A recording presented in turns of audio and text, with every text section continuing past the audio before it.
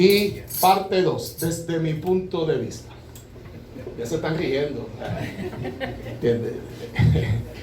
No es fácil, pero es escudriñar la palabra. Y una cosa es que es bien importante, que solo voy a discutir desde mi punto, parte 3. En la parte de los profetas, pero eso es, vamos a dejarlo ahí. ¿Me entiendes, Caleb? ¿Estás entendiendo el mensaje? Vamos al primer slide, por favor. Y dice así. Moshe, vamos a hablar que Moisés. Rabino, el líder más grandioso de la historia judía hebrea. Su nombre aparece más de 750 veces en las Sagradas Escrituras. Moshe estaba en perfecta salud cuando llegó el momento de partir. Te dirá, si está en salud, ¿por qué no sigue con ellos? Ya usted sabe parte de la historia que el Eterno dijo, tú no vas a entrar, vas a ver la tierra prometida. Mi conclusión es que Hashem le dijo que era hora de partir, cerró sus ojos llenos de vida y murió. Pudo vivir muchos años más, pero Hashem da vida y también nos llama cuando Él quiere.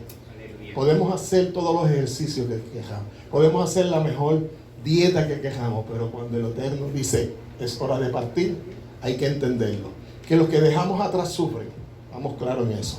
Pero dicen la historia desde el punto de vista talmúdico que el ángel Miguel y Satanás lucharon por el cuerpo de él.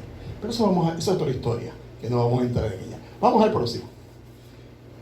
Alguien siempre necesita ayuda. Esa es una filosofía mía que he usado y me llena de todo corazón. Por ejemplo, cuando yo entro al supermercado o voy a la farmacia o a cualquier otro sitio, estoy pendiente visualmente y auditivamente que alguien necesita ayuda. Por ejemplo, una señora que no alcanza la mercancía porque es bajita.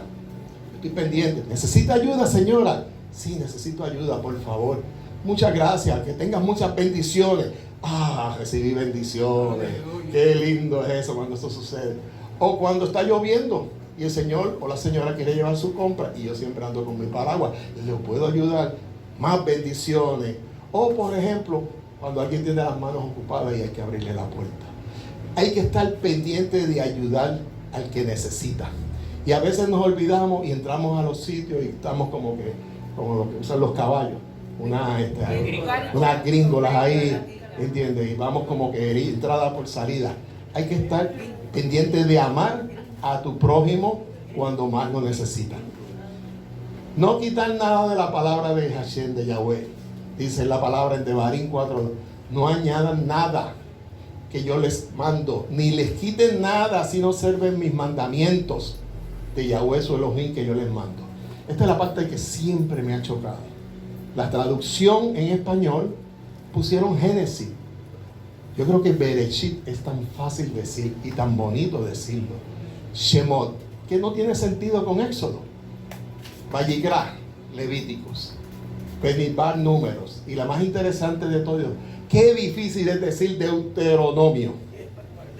Tan fácil que decir Devarim. ¿Por qué hicieron eso? Lamentablemente cambiar esos nombres propios, porque los nombres propios no se cambian. Si yo me llamo Fernando aquí, en Japón me llamo Fernando. No me llamo yo. No, es Fernando. Igual que todos ustedes, los sitios propios, los nombres propios, los lugares propios se quedan con el nombre original de donde es. Pero hay como una manía de cambiar. No haga eso. El Shemuel, el Yahshua, el Hashem, hay que decir el nombre, porque entonces en cierta forma estamos violando un mandamiento. ¿Ok? Esta me encanta. José, Yosef y Jacob, honra a tu padre y a tu madre. Es un mandamiento bíblico, un precepto, un pronunciamiento que significa mostrarles respeto, aceptar su autoridad, obedecerlos y apreciarlos.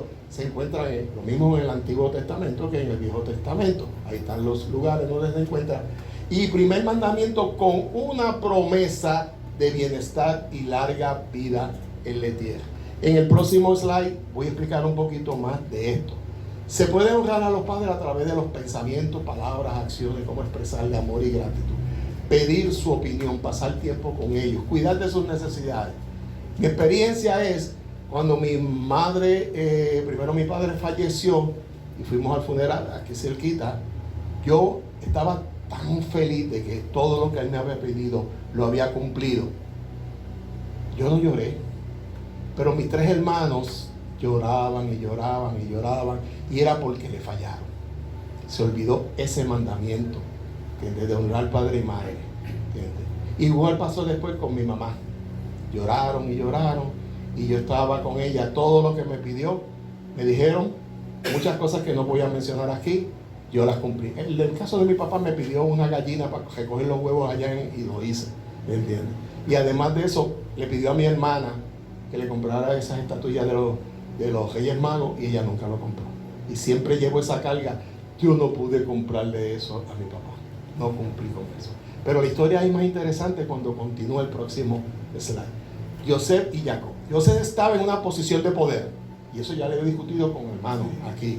Él había sido elevado a la más alta posesión, virrey de Egipto, gracias a su habilidad para interpretar los sueños del faraón, quien le encargó almacenar el grano durante los 7 hambrunas de abundancia. Estoy viendo doble ya, que era el grano de los 7 años. Honrar padre y madre.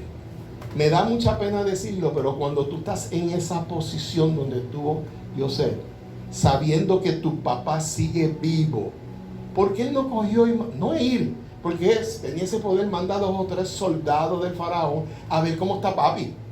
Nada más, a investigar. Todo está bien aquí, ese señor, sí, okay. Y regresan. Su papá está bien, su papá está triste, su papá esto. Pero él no hizo nada durante esos años de abundancia. Ahí hubo honrar padre y madre. Honrar padre. Desde mi punto de vista, yo creo que no. Lamentablemente. Tuvo que venir el momento después que ya usted conoce para traer lo que sucedió. Próximo. Miriam de Magdala. Esta foto que tomó esta señora que está aquí, mi esposita, fue allá en Magdala. Esas son las diferentes casas, lo que queda de la arqueología de Magdala.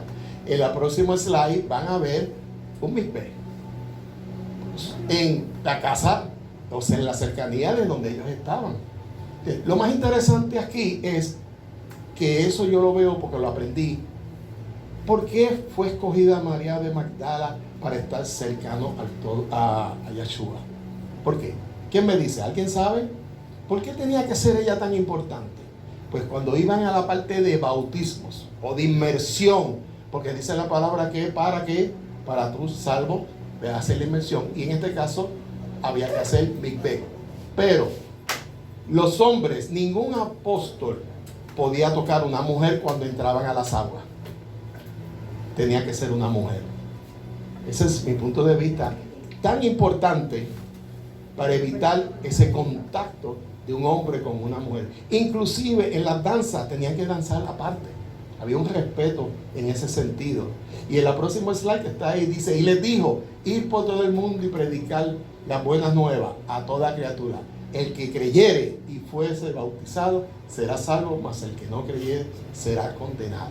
Entonces muchas de las mujeres se quedaban, pero yo quiero ser bautizada, pero no puedo ir sola. Ahí aparecía María Magdalena. Y después, quizás otras muchas mujeres que estaban llenas del Espíritu, hacían ese trabajo. Desde mi punto de vista. Los 5 sentidos. A veces usted dirá, para mí yo quisiera, puedo perder todos los 4 sentidos, pero la vista no. Porque puedo leer, aunque no pueda hablar, aunque no pueda escuchar. Y hay que verlo. Pero desde el punto de vista bíblico, el olfato es más espiritual que los otros sentidos. Si dejamos de ver, vivimos. Si dejamos de escuchar, vivimos. Pero si dejamos de respirar, se acaba todo. Y es como dice en la palabra, porque fue a través de la nariz de Adán que a Hashem le insufló un alma a la humanidad, a todos nosotros. Como dice, sopló en su nariz hálito de vida y el hombre se volvió un ser viviente. El olfato es el sentido del alma y a veces no lo apreciamos. ¿Piensan eso? Hay que respirar. Okay. Todo eso, cuando usted lo analiza desde el punto de vista, pues aparece. El tiempo para Yahweh. Esto es bien interesante. Aquí los demás campamentos pues me pueden tirar a matar porque les voy a hacer una historia. Se habla de que toda la iglesia evangélica y algunas mesiánicas sobre el diezmo. Estamos claros en eso, pero eso no es lo que yo voy a tocar. Pero hay un diezmo espiritual. El día con su noche tiene 24 horas, un poquito más, un poquito menos. Por 7 días igual a 168 horas, más o menos, ¿verdad? Cuando usted le saca las 10%, nos da a, ¿cuánto dice por ahí?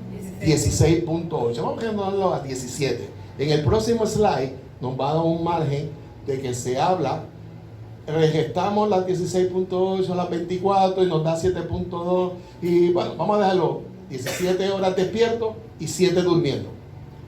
En el Shabbat, ese tiempo sucede semanalmente. Y en nuestro diezmo espiritual tenemos que cumplirlo desde que cae el sol el viernes por la noche, que estamos despiertos para alabar al Todopoderoso. La suma total hasta que caiga el Shabbat son 17 horas. Pero aquí viene la historia. Un amigo me dijo, chaval, no, el domingo es el que es. Y yo creo que a algunos yo se lo conté. Ok, pues si el domingo es que es, vamos para la iglesia. Nos fuimos para la iglesia, bien chévere, ¿entiendes? Y ahí alabamos, más o menos, ¿entiendes? Dieron las 2 de la tarde, llevábamos aproximadamente 4 horas.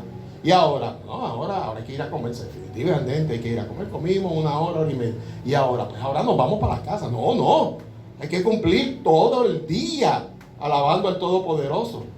Pero espérate, tú no dices que el domingo es el día del Eterno. No, ahora vamos a ir a visitar enfermos, porque hay que cumplir con los necesitados. Ok, está bien. Vamos allá y tal. Dieron las 5 de la tarde. Y ahora que no, esto no se ha acabado. Vamos a buscar una congregación dominical que se reúna por las noches también. Y dice, pero ¿cómo va a ser? Tú no dijiste que es el día y que hay que dedicárselo completamente. No, contigo yo no puedo funcionar. Olvídalo. ¿Y qué hacemos nosotros? Desde que cae el sol el viernes, todo el día le dedicamos el diezmo espiritual totalmente. Ok, acuérdense, todo es desde mi punto de vista. Natanael dijo, de Nazaret puede salir algo bueno. Juan 4, 1, 46. En aquella época Nazaret era una villa de Galilea, en una población entre 120 a 150 habitantes, que tuvimos la oportunidad de visitarlo. Ahora pues es diferente, que inclusive en parte de ella es territorio palestino. Allí tú no puedes andar solo. No se puede. Pero mira lo interesante. Nazaret no aparece ni en la Torá ni en el Tanaj. Solamente aparece en el Brit Hadash. Cuando alguien iba de Nazaret a celebrar la fiesta, porque era un mandato, y hablaba, la gente le decía, tú eres de Nazaret. ¿Qué hubiera pasado que si Yeshua decía, fui criado en Egipto? No, fui criado en Egipto y en Nazaret, pero nací en Belén. Si les decía eso a los fariseos, a los saduceos, a los escribas, ¿qué iba a pasar? Espérate, la palabra dice que el Mesías nacería en Belén. Y él acaba de decir que nació en Belén, pero no lo dijo. Eso hubiera cambiado la historia totalmente, ¿cierto? Dentro de mi experiencia es cuando yo oigo a alguien del Pepino, de allá de San Sebastián, hablando, y lo paro y le digo, tú eres del Pepino, ¿verdad? ¿Y cómo tú lo sabes? Por tu acento. Y estamos en Puerto Rico, sí. Y en muchos sitios como en Ponce también los escuchan. Tú eres de Ponce, ¿verdad? De verdad. Sí, por tu acento. ¿Para qué pasaba lo mismo? Como él se crió en Nazaret, pues tenía ese acento de Nazaret. Del norte. ¿Entiendes? Y quién sabe, tiene un acentito medio egipciano también, para completar. Porque uno aprende, y los años que estudia. Por eso es que, ¿qué hubiera pasado, verdad? Piense, si él hubiera dicho, yo soy Yeshua de Belén. La historia hubiera cambiado. Lo hubieran aceptado, pero no era el plan divino. Ok, la explicación que ofrece en el caso de Abijo en la Torah es que son 2 hijos, ¿verdad? Los 2 hijos de Aarón que llevaron ante Elohim un fuego extraño, que Hashem no había ordenado. Mensaje para nuestros días. Yahweh solo le pide que dejes todo lo que hacías anteriormente, todo, y no traigas fuegos extraños a tu nuevo aposento.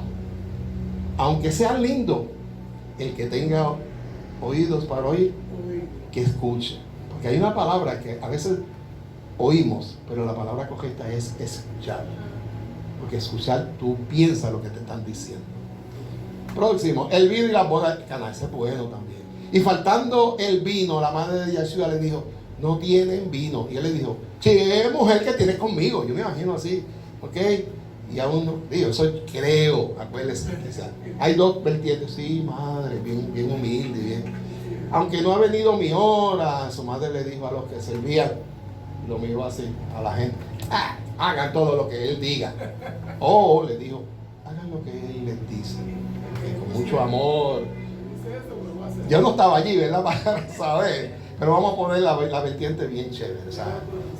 Pero Miriam guardaba en su corazón todas aquellas cosas milagrosas que había rodeado el nacimiento de Yeshua. Es probable, punto de vista, que Miriam estuviera pidiendo a su hijo que hiciera un milagro como los que posiblemente había hecho en su niñez.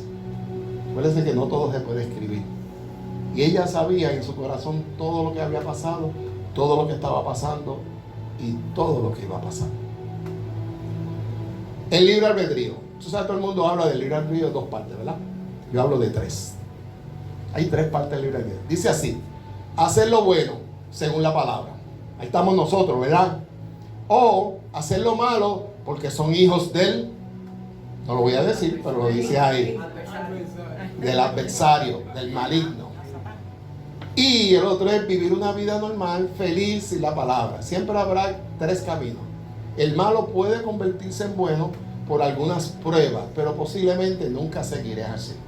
Lamentablemente existen personas que son malos, asesinan a alguien bueno, llegan a la cárcel, allá se convierten y por efecto de otro campamento va a ser salvo. Pero el que murió, no, ese no es salvo porque no hizo su conversión. Eso es lo que dicen ellos. No es justo, ¿verdad? Una persona buena, por estar en el lugar correcto, en el momento correcto, sucedió lo que sucedió. El bueno dice que yo soy bueno, voy a la iglesia, ofrendo, coopero con los pobres, pero no sigue a Hashem. Pero está el tercero que hace todo lo bueno, pero su norte es servir el cuerpo, el mente, corazón, el alma al Todopoderoso, como hacemos en la congregación más feliz de Bayamón. ¡Amén! ¡Aleluya! Más de 1000 mandamientos. Mientras muchos de nosotros sabemos que hay 613 mismos preceptos, pronunciamientos, mandamientos, hay diferentes formas de decirlo.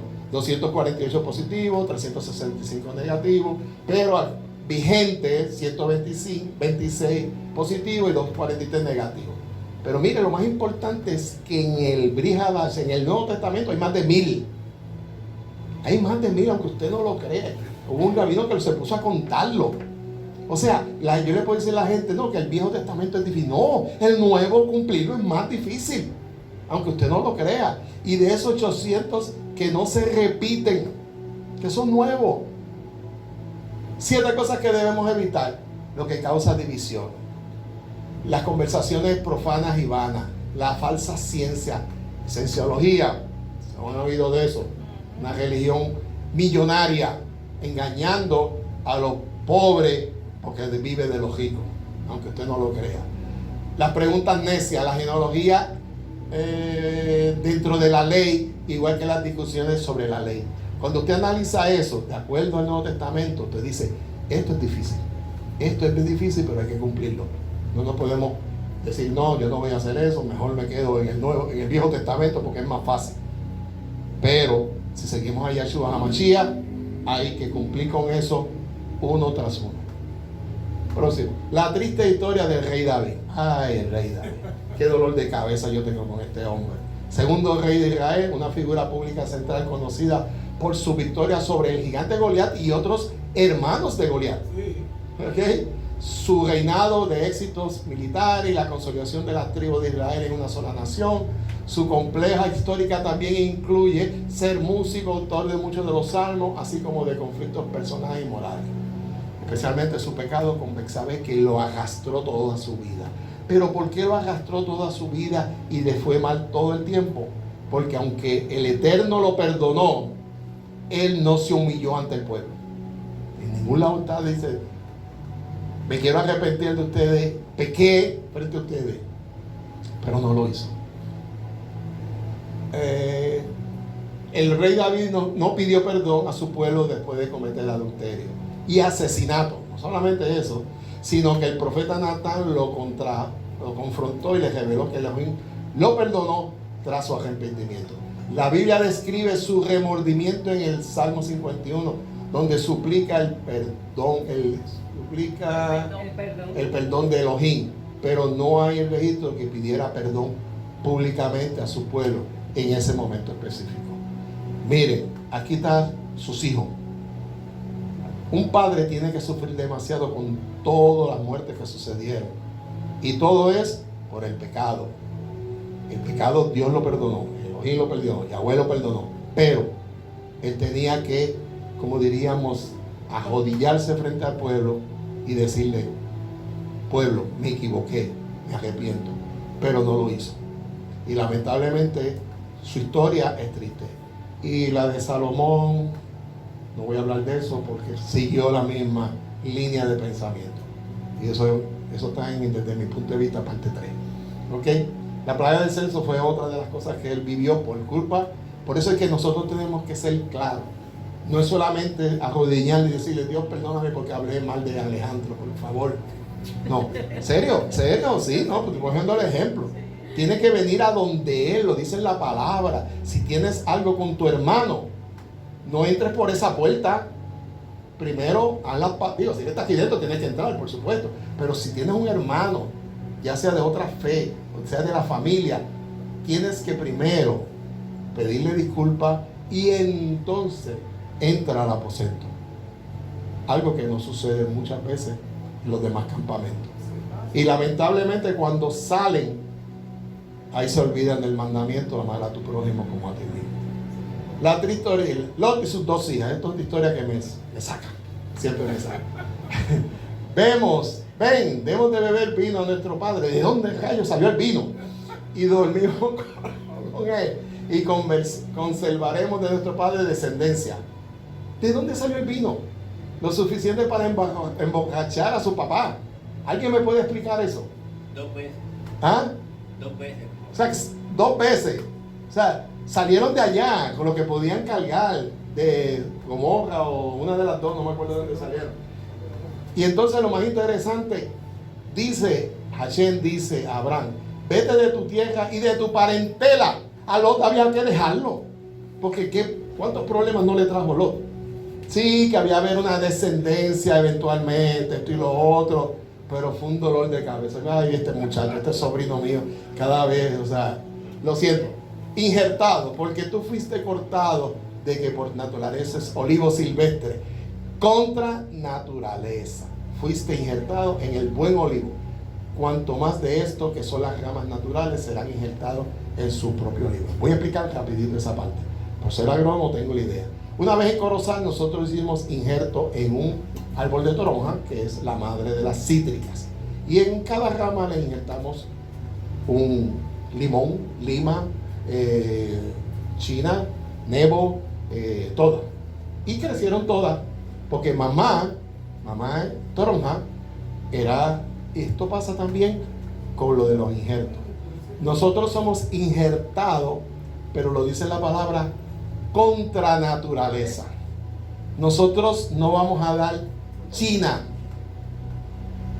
nosotros vamos a dar toronja, porque mamá toronja nos dice: yo soy mamá y ustedes van a dar toronja, porque es contra naturaleza.